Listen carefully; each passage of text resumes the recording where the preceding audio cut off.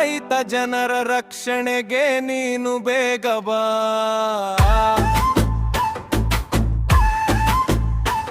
ಇವ ನೋಡಿ ನಮ್ಮ ನಾಡು ಹೆಮ್ಮೆ ಪಡುವ ಜನರು. ನೋಡು ಬಾರೋ ಬಾರೋ ಬಳ್ಳಾರಿ ಹುಲಿ ಬೇಗ ಬಾ.